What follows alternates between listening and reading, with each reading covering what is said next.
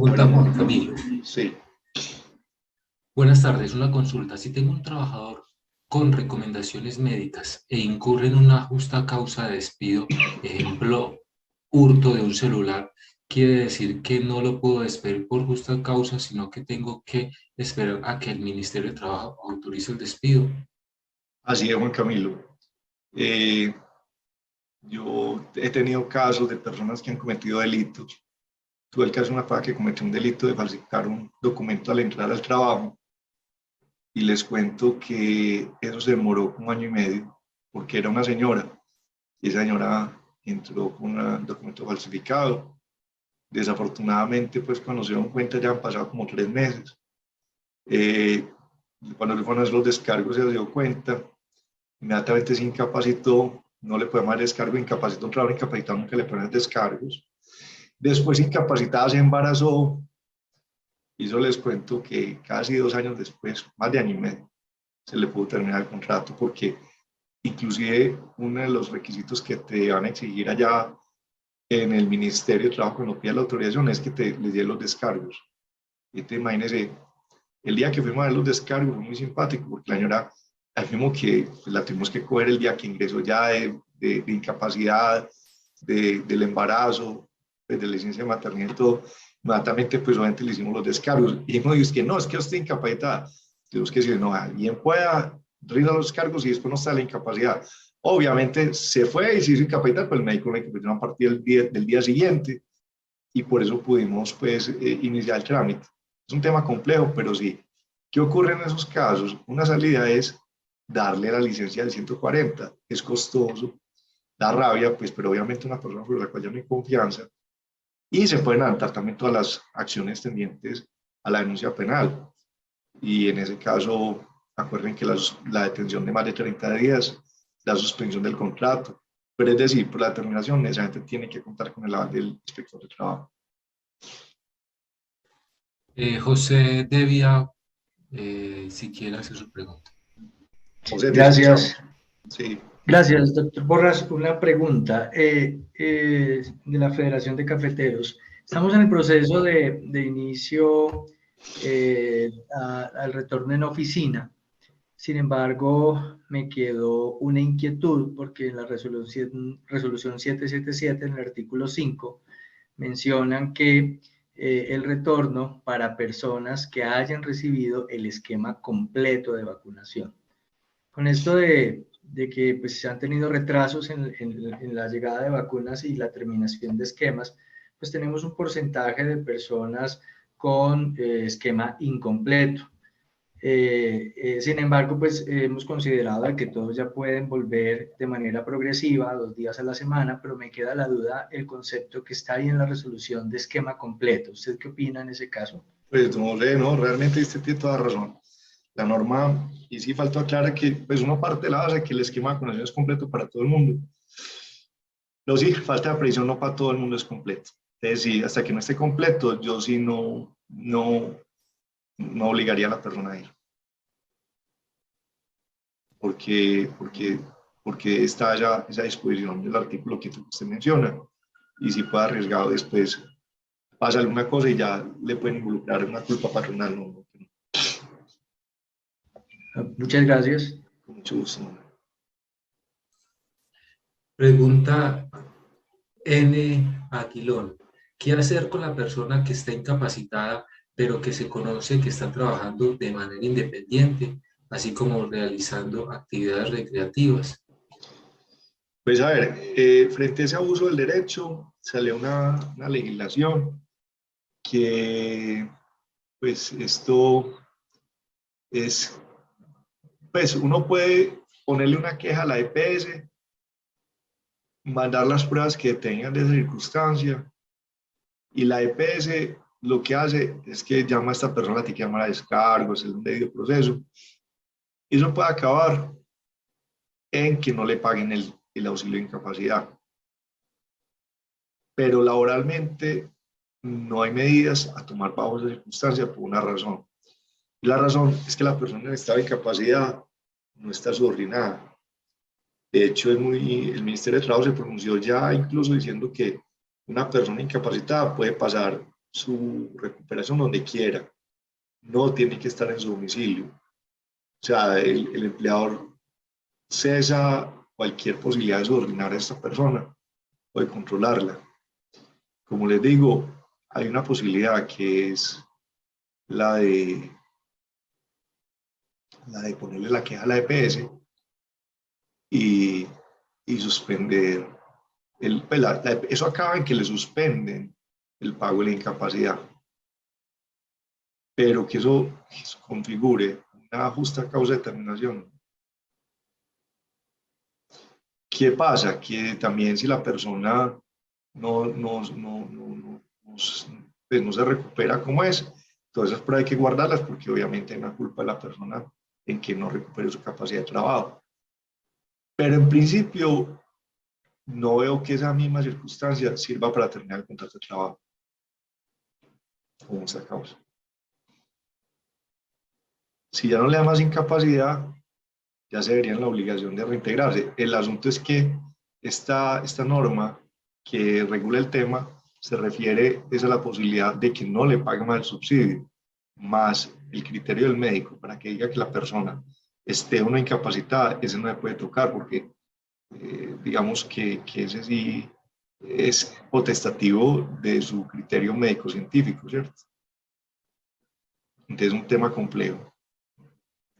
Y ni modo de llamar a una persona incapacitada y decirle usted por qué está haciendo esto o aquello, porque realmente el empleador no tiene la potestad de subordinar, ni sería casi que una violentar la intimidad de la persona.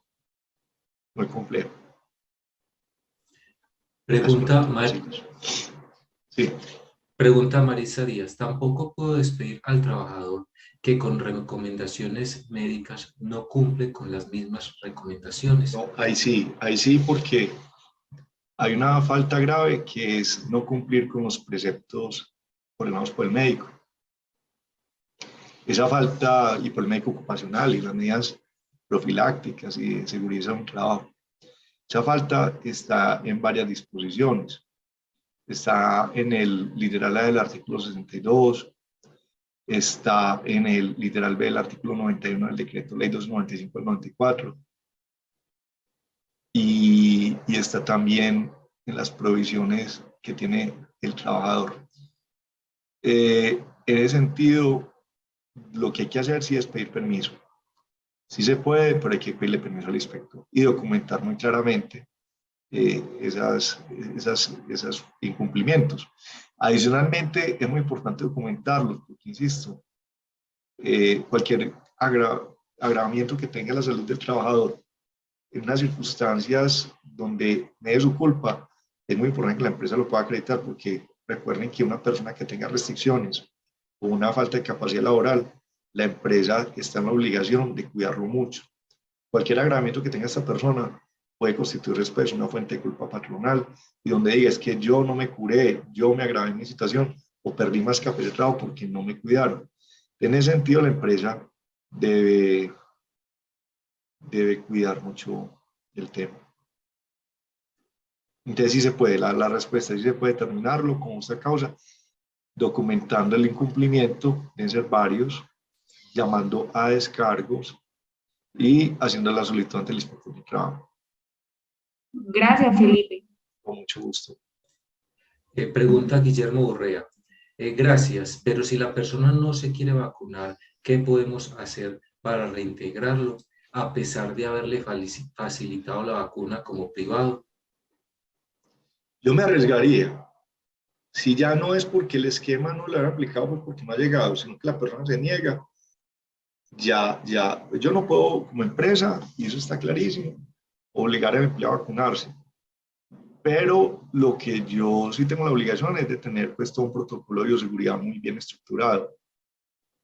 Y en ese caso, el esquema de vacunación completo, como decía ahorita José, no se cumple no porque las circunstancias del sistema no lo hayan permitido, sino que la PA no quiere. Y en ese caso, yo simplemente lo que sí le pediría es como una comunicación donde la PA me reporte que no se quiere vacunar y se le respeta esa decisión. Sin embargo, ya lo reintegro y no se me puede negar a reintegrarse, pienso yo, porque es que nunca se va a cumplir el esquema de vacunación completo, pero por circunstancias ajenas al sistema y a la empresa. Y cumplir muy estrictamente con él y con todos los empleados, pero el protocolo de seguridad. De hecho, el Ministerio de Trabajo, cuando analizó el tema de la posibilidad de ordenar a los empleados que se vacunaran, decía que lo que pasa es que la vacuna no es el único medio de control, pues el único medio de prevención. También es un medio de prevención, pues todo el protocolo de bioseguridad, ¿cierto?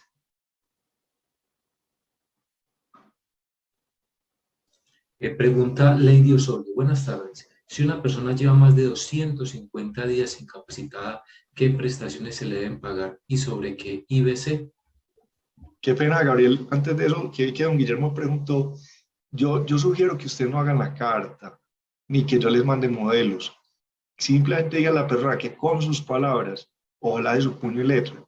Es muy importante cuando los trabajadores vayan a hacer manifestación de voluntad, que son genuinas, voluntarias, espontáneas, que todas deben ser así además, porque uno no debe, que sean en papel blanco, hechas a lapicero, con sus palabras, no modelos preimpresos, porque ese es el primer indicio que un juez te va a analizar y va a decir que esa carta o que esa comunicación no obedece a una voluntariedad del trabajador.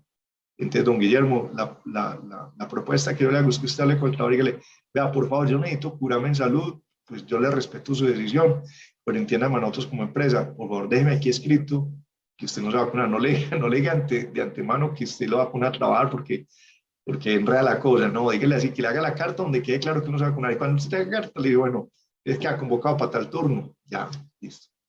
Qué pena, Gabriel, ahí me repetir la pregunta, por favor. Pregunta Lady Osorio. Buenas tardes. Si una persona lleva más de 250 días incapacitada, ¿qué prestaciones se le deben pagar y sobre qué IBC? Bueno, el IBC siempre va a ser el anterior a la incapacidad. ¿Qué prestaciones? Todas, porque la incapacidad no suspende el contrato de trabajo, o sea, la incapacidad no es una causal de suspensión. ¿Y con qué se van a quedar las prestaciones? ¿Cuáles prestaciones? Cesantías, cada año hay que liquidárselas y consignárselas. La paga ganada el salario mínimo, entonces no va a quedar con el salario mínimo de hace 250 días. El salario mínimo, como es un mínimo de hecho garantía, hay que actualizarlo año a año, y entonces se le va actualizando al último mínimo. Y tiene derecho a que le consignen cesantías, a que le consignen intereses sobre esas cesantías, le paguen prima legal de servicios. Y su incapacidad debe ser de por lo menos el 50%, pero advirtiendo esto, el 50% del salario va a ser reportado, siempre y cuando sea por lo menos el devengado del mínimo. Entonces me explico, si una paga gana 2 millones de pesos, perfectamente, sin incapacidad vale 1 millón. Pero si la paga ganada era 1 millón, mínimo se tiene que ganar los 908,56. Los aportes a salud y pensiones deben darse con base en el valor de vengado por la incapacidad, en los mismos términos que se harían como salario. ¿Cuál dificultad hay con lo que usted me plantea? Cuando ya las incapacidades han superado ese tiempo, no son pagadas por la EPS muchas veces, sino que son pagadas por el fondo de pensiones y el fondo le gira directamente al trabajador. Y la empresa igual tiene que seguir haciendo los aportes. Entonces, en el caso, la empresa tiene que pagar el 4% a salud y el 4% a pensiones, que le corresponde hacerlo al trabajador. ¿Qué solución hay? La empresa debe seguir haciendo su aporte a seguridad social y al trabajador o trabajadora le están haciendo el pago directamente desde el fondo de pensiones de ese valor de incapacidad hasta que llegue a los 540 días y ahí otra vez a los 541 vuelve y retoma la EPS. Ese valor de incapacidad que está pagando el fondo de pensiones se lo gira directamente al trabajador. Generalmente ocurre así, no le gira a la empresa sino al trabajador. Y la empresa, insisto, tiene que ir haciendo los aportes. Entonces, la empresa va acumulando un 8%, o sea, el 4% de aporte a salud y el 4% de aporte a pensiones. Cuando la persona piensa que termina el contrato, puede descontar ese saldo de su liquidación de la persona, porque va a tener liquidación. Si la persona se reintegra, pues lo ideal es que sean contados, pues que le ayude pues con el salario, porque me imagino que se va acumulando tanta plata que puede ser una suma considerable, se divide en cuotas y se la va descontando de su salario en las quincenas, ese mayor valor que asumió la empresa, sin que lo pueda deducir de ninguna parte. ¿Qué norma autoriza esto? Lo autoriza el artículo 150 del Código Laboral, que establece que los aportes a la seguridad social pueden ser descontados al trabajador sin autorización de este. ¿Listo? Pregunta Gloria Sofía Botero. ¿La empresa paga las incapacidades previo a que las EPS reconozcan? En el caso que estaban exponiendo ahora, si la EPS lo sanciona no pagando las incapacidades, el empleador podría descontar la incapacidad ya pagada sin que medie autorización del trabajador. No, no, ahí sí es diferente. Ahí sí es diferente porque yo pienso que en ese caso la sanción es respecto a la EPS. Ya una suma pagada yo no recomendaría.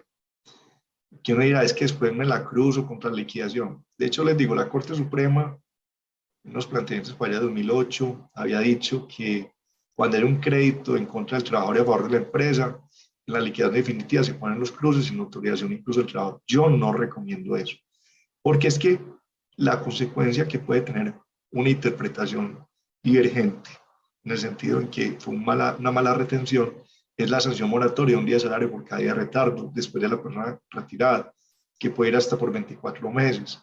Entonces es una sanción muy onerosa que yo honestamente no recomiendo correr ese riesgo. Ya ese dinero que se pagó anticipadamente se perdió, digámoslo así.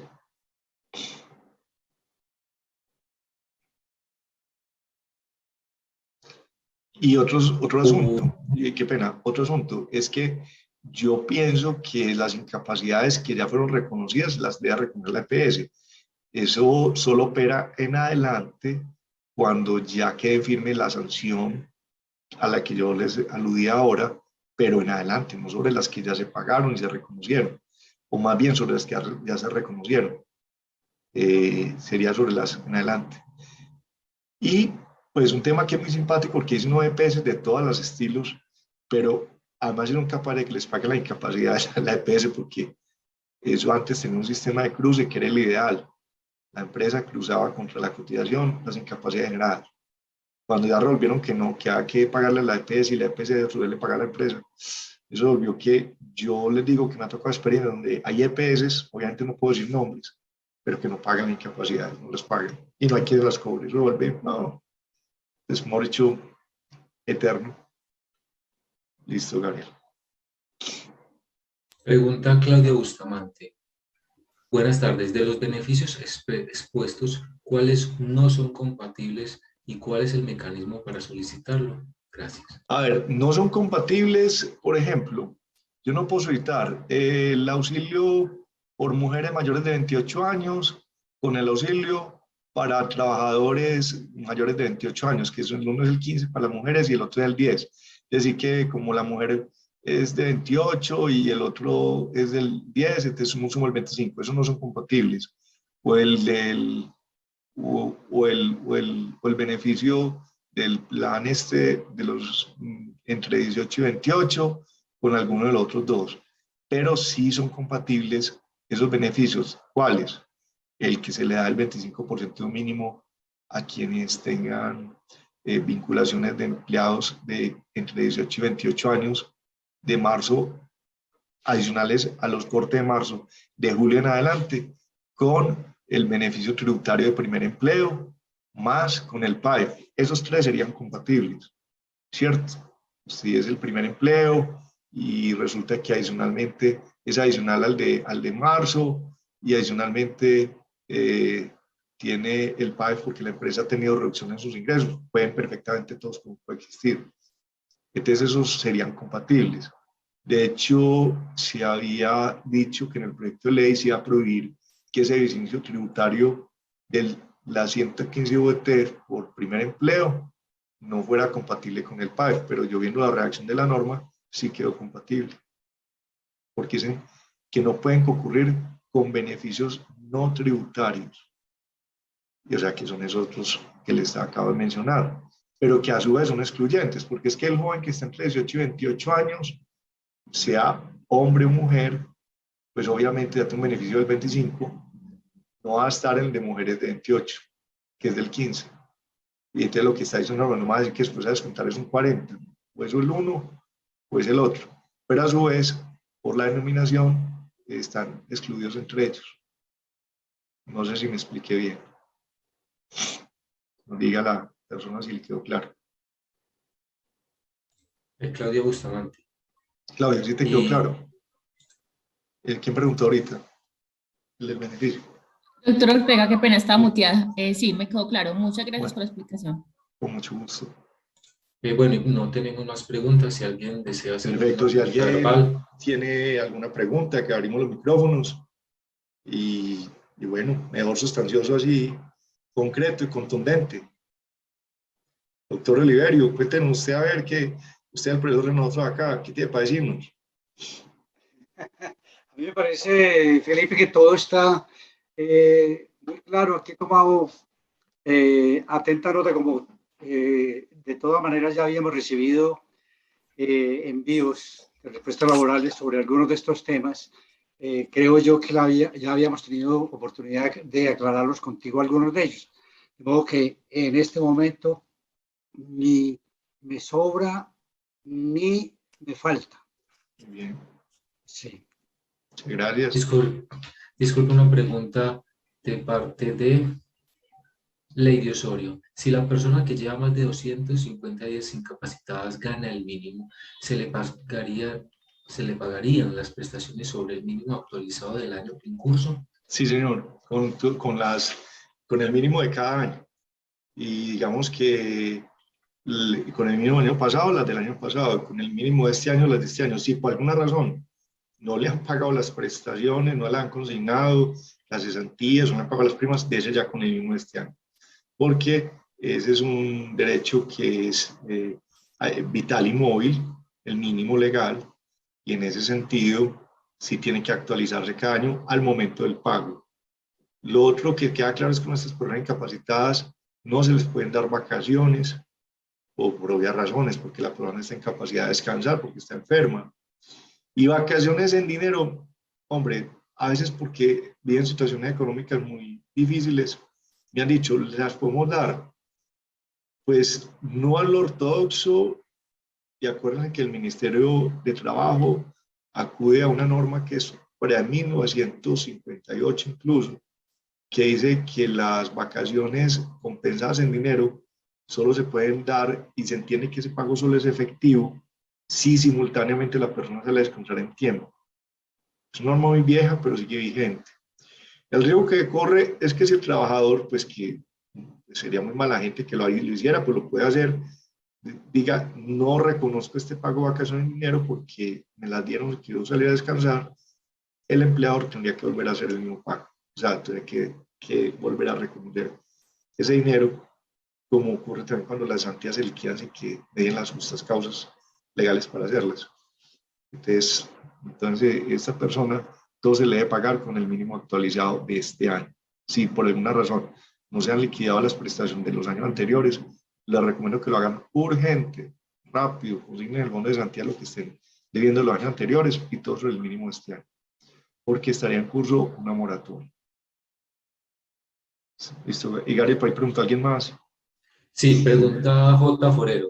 Referente a la nómina electrónica, se tienen muchas inquietudes a los negativos que se puedan generar, por ejemplo, con adelantando de vacaciones, con adelanto de vacaciones o con el tema de dotación que debe cargarse a cada empleado.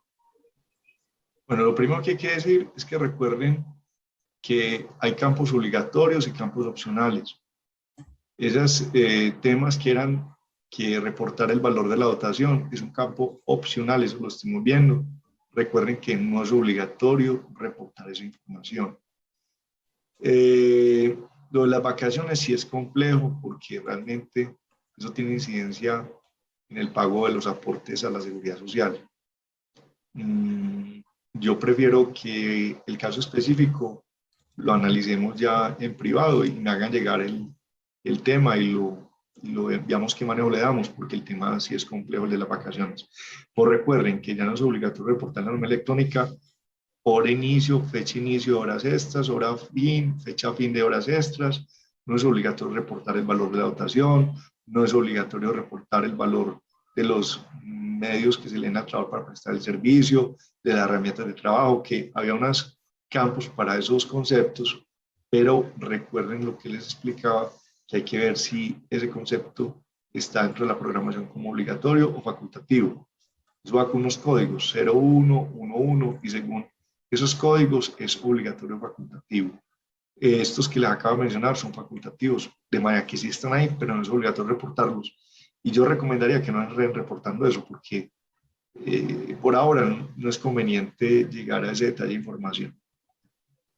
Y además no tiene mucho sentido, porque es que la dotación que se compra en bloque, después de desglosarla, ingresársela como un ingreso en dinero al trabajador, cuando realmente es un ingreso para él, pues es complejo. Yo no entiendo la DIAN para qué quería en principio tanto detalle, porque es que eso realmente ni siquiera es un ingreso para el trabajador. En cuanto Pregunta, a económico, pues, sí, escucho. pregunta Gloria Otero, Gloria Sofía Otero. ¿Puedo hacer preguntas relacionadas con la ley 2114? Pues si me dice cuál ley, ¿por qué pronto me olvida? ¿Cuál es esa? ¿La de trabajo remoto?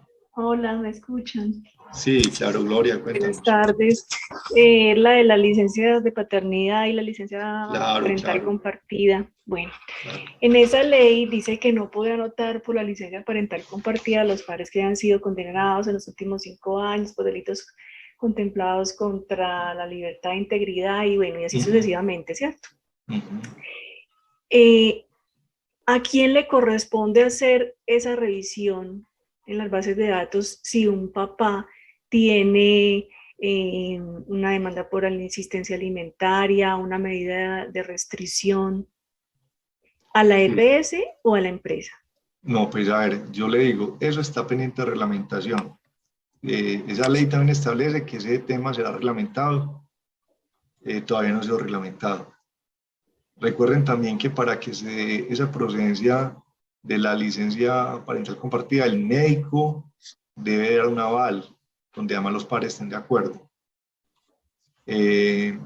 Yo no me atrevo a decir si la EPS o la empresa, pero yo pienso que, pues que es un tema complejo y si hay que buscar cómo queda de la mejor manera reglamentado. No quiero, por ser prudente, decir a quién me parece a mí que le debe corresponder eso. Lo único que sí les digo es que es un tema que no está reglamentado. Ese tema no ha sido reglamentado. Y hasta que no esté reglamentado, incluso no es posible que haya el disfrute de las licencias parentales compartidas. Se tienen 6 meses para reglamentarlo. Sí, señora, así es. Bueno, ¿qué está vigente en estos momentos de esa norma? En este momento lo que sí está vigente es la ampliación de la licencia de paternidad a 2 semanas. Solamente. Solamente, sí, señora. Bueno, te preguntaba a quién le correspondía hacer la verificación en estas bases de datos, porque la respuesta que me dio Comeva, incluso por escrito, es que esta actividad la debía realizar el empleador.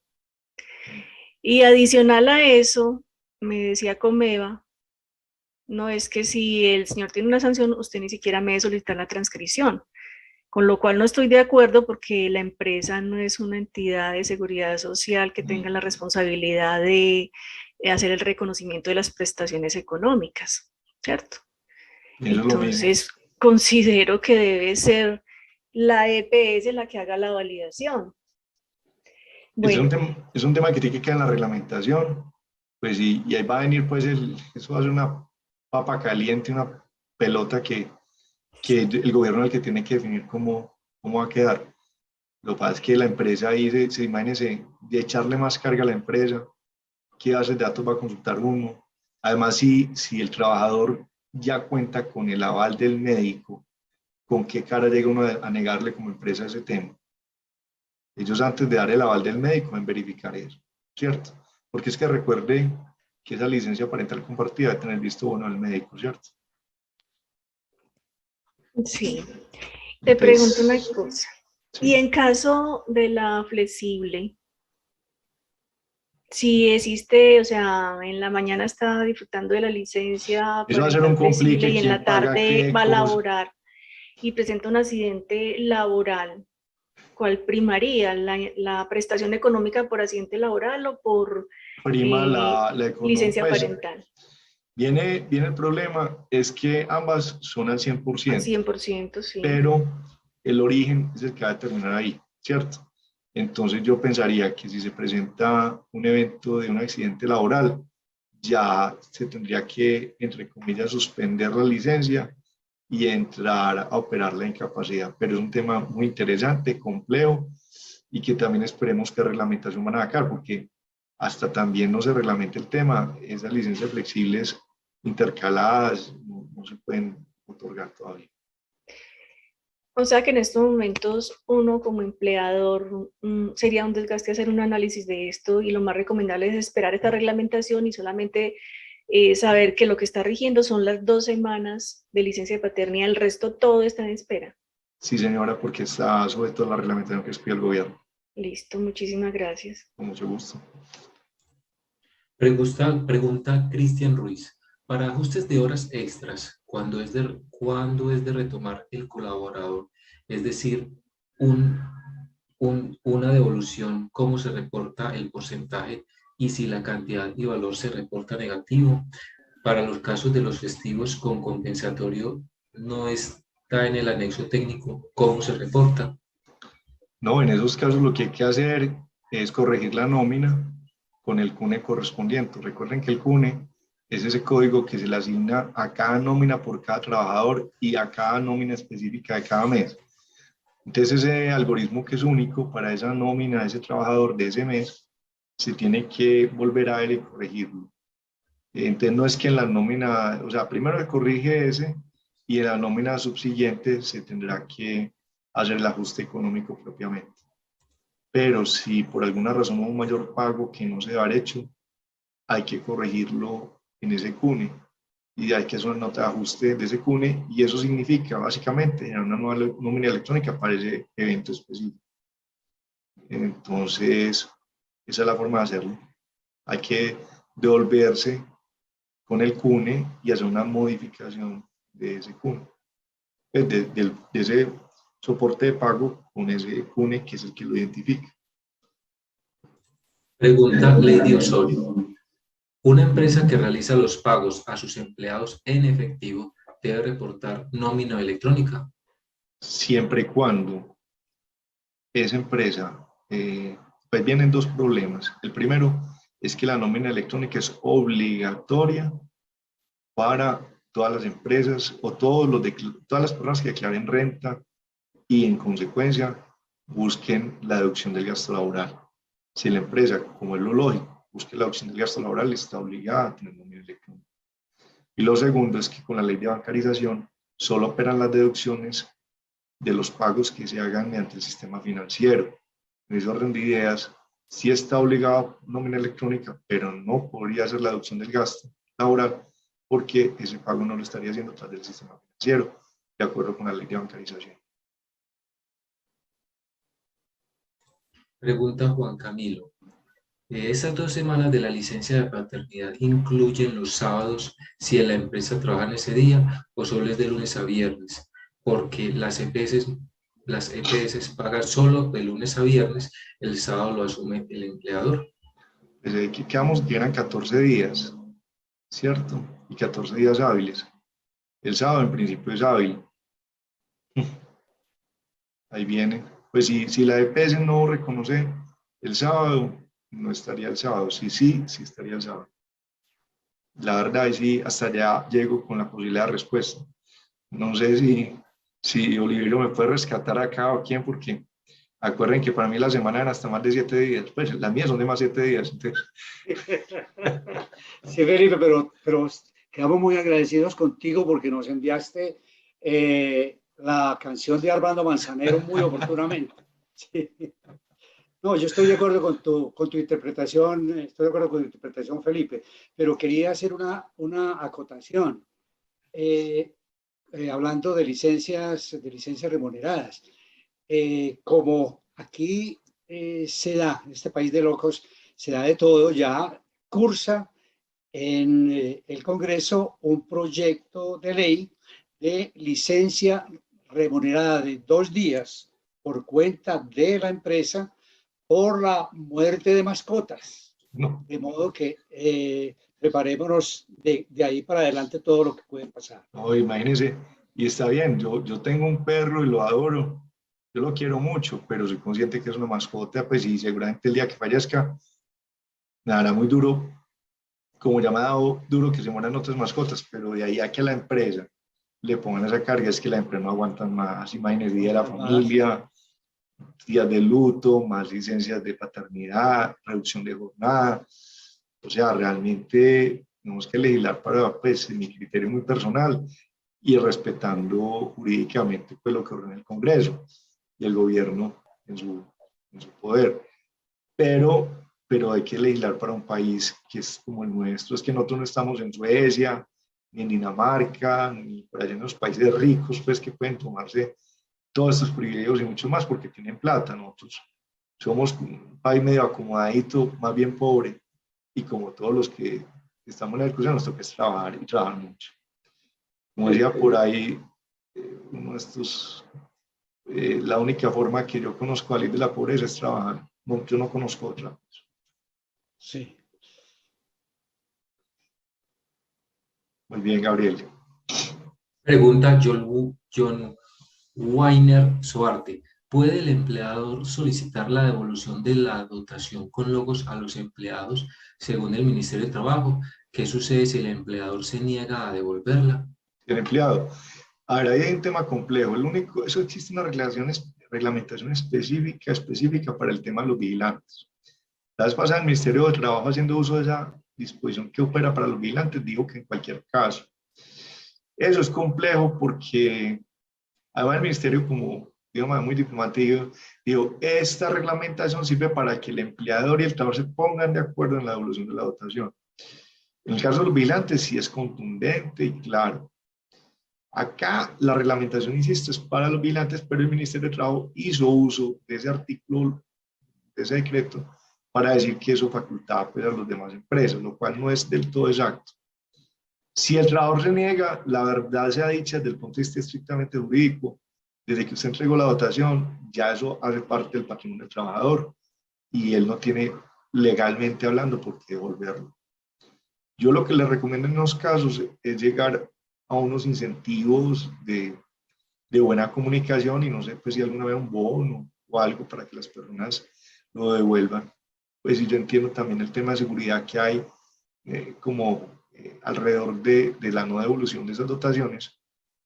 Por eso les digo yo que yo entiendo la circunstancia, pero jurídicamente no hay cómo obligar al trabajador, pues si no hay un juez a que devuelva lo que ya es del patrimonio de él. Otra posibilidad es poner los logos sobrepuestos, de manera que puedan retirar. Y todo esto con comunicación, porque también así el logo esté sobrepuesto y el trabajador se niegue y no llegue. Otra forma es ir... Perdón, doctor. Sí, dígame, Miriam. Yo quería comentar algo aquí que manejamos, es por temas de VAX, certificación VAX, los que somos operadores logísticos, lo manejamos de esa forma como usted dice.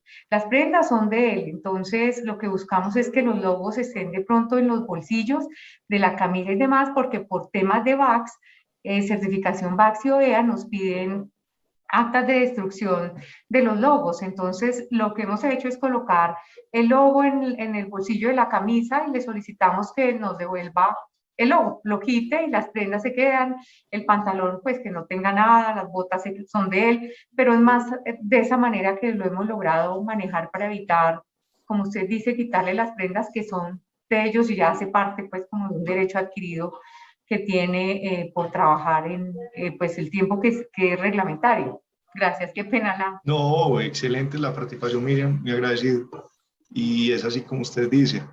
Entonces es como la recomendación y en ese sentido buscar muy buena comunicación, o sea, no obligar ni irse por las malas, como se dice, porque ahí estamos en un escenario muy gris, donde realmente el trabajador tiene más la posibilidad. El asunto es desde que se entregan informar eso. Otra situación es entregar rotación y buscar que entregue el anterior, o si no entrega el anterior, por lo menos sí los logos del anterior, para que no almacene, ¿cierto?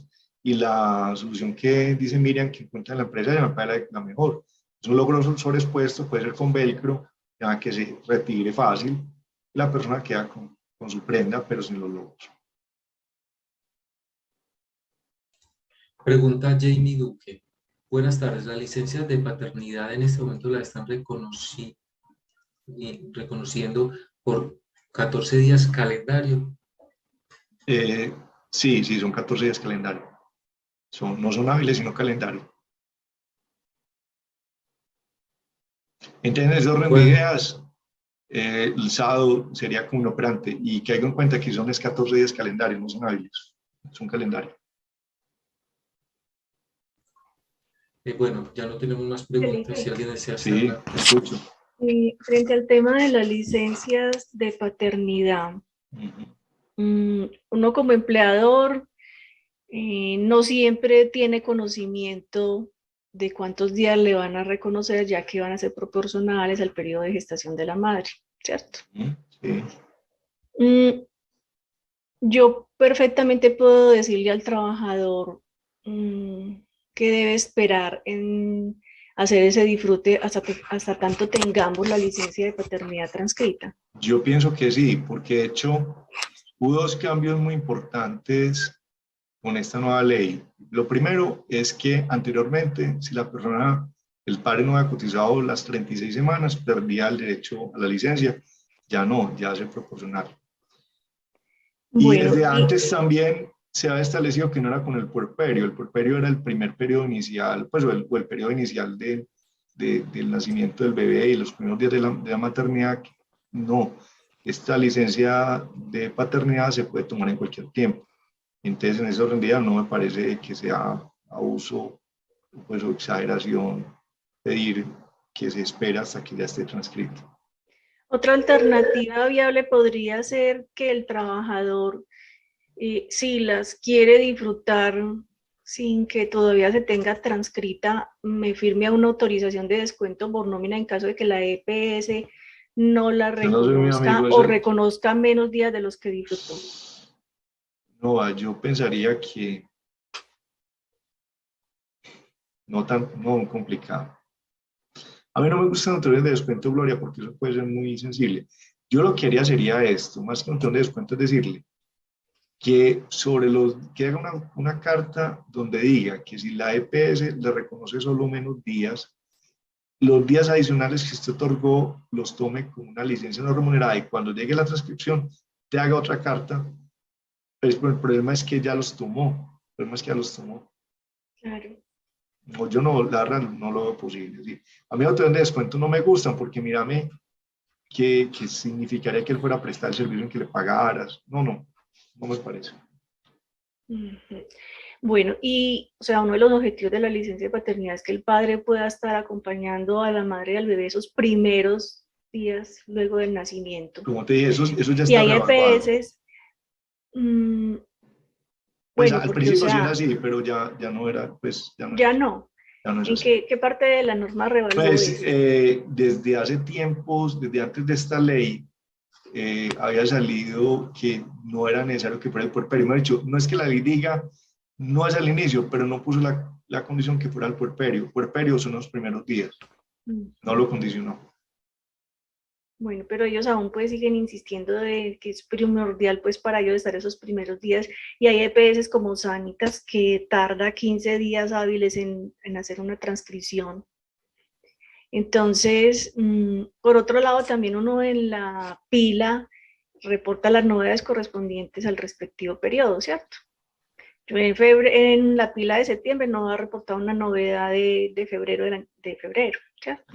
Sí. Entonces, si el trabajador disfruta esa licencia de paternidad en octubre, porque la EPS tardó en esa transcripción y el bebé realmente pues nació fue como en agosto, y la licencia me la van a expedir con fecha de agosto, ese manejo de fechas, ¿cómo se haría frente a o cómo se justificaría ante una eventual inspección de la UGPP? No, yo no le veo problema a eso. No, porque tú lo que haces es que la validación, no creo que la licencia te la otorguen con fecha de agosto cuando te la den en octubre. Te la han de dar con la fecha que la están expidiendo. sobre un hecho que aconteció en agosto, que es el nacimiento del bebé. Y tú ante la OGPP simplemente vas a reportar un descanso remunerado con base en esa licencia. Y tú reportas el descanso cuando efectivamente se produce, ¿cierto? Bueno, en estos momentos la EPS sí expide las incapacidades es a partir de la fecha de nacimiento del bebé, no cuando te hace la transcripción. Entonces me la puede transcribir hoy, pero me la hace con las fechas a partir de la fecha de nacimiento del bebé. Pero no simplemente yo pues guardaría el soporte y le explicaría la fecha en que me llegó a mí. Pues Listo. eso no de otra manera. Lo que yo sí no recomiendo, Gloria, es descontarle al trabajador ni tal, porque así se tenga la autorización de parte de... pues, en principio digamos que uno le puede descontar al trabajador todo lo que él autorice, pero... No, pero Felipe, es un riesgo. Precisamente yo quería agregarte ahí algo en lo que tenemos que tener mucho cuidado. Hay empresas que tienen por costumbre formatear un montón de autorizaciones de deducción. Primero, lo formateado ya tiene un elemento de análisis de las autoridades laborales. Y en segundo lugar, se llega a extremos. Por ejemplo, conozco una empresa que le pidió a los trabajadores, cuando les dio vacaciones anticipadas, mediante formato, que en caso de retiro y no se hubiera pagado el tiempo de vacaciones, que autorizaba la deducción. Y lógicamente, pues que eso no se puede hacer. Yo no puedo deducirle a un trabajador 15 días porque le dio vacaciones anticipadas y después, por razón de su renuncia y lo demás, deducirle eso. Ya algún pronunciamiento de un inspector de trabajo extraoficial, esas deducciones no son válidas. Es decir, es un complique y también le pueden obtener genéricas de descuento, como dice el doctor Oliverio. Son temas complejos. Yo pienso que en esos casos es más grande el riesgo que el costo que uno incurra por el valor de esos días de más. Sí, o sea, uno pensando en alternativas de ayudar al trabajador, porque realmente para la empresa no es beneficioso. Sí, así pensando es. como en alternativas pues de ayuda, pero si se convierte luego en un riesgo para uno, es mejor no hacerlo. Así es. Muy bien, Gabriel. Muchas gracias. Con mucho gusto, Gloria. Gracias a ti. Felipe, muchas gracias. Con mucho gusto, Oliverio. Listo. Muy bien, buenas tardes. Gabriel, ya terminamos, ¿cierto? Ya hay 9 preguntas. Sí, correcto. Bueno, muchas gracias por su participación en este evento. Estamos atentos. Con la ayuda de Dios, en octubre hacemos otro. Y estamos, pues, en todo caso, pendientes de todas sus inquietudes a través del portal y en comunicación constante con todos ustedes. Gracias a ustedes por su asistencia. Hasta luego y muchas gracias a todos. Gracias, Felipe. Un abrazo. Bien. Gracias. Hasta luego. Hasta luego.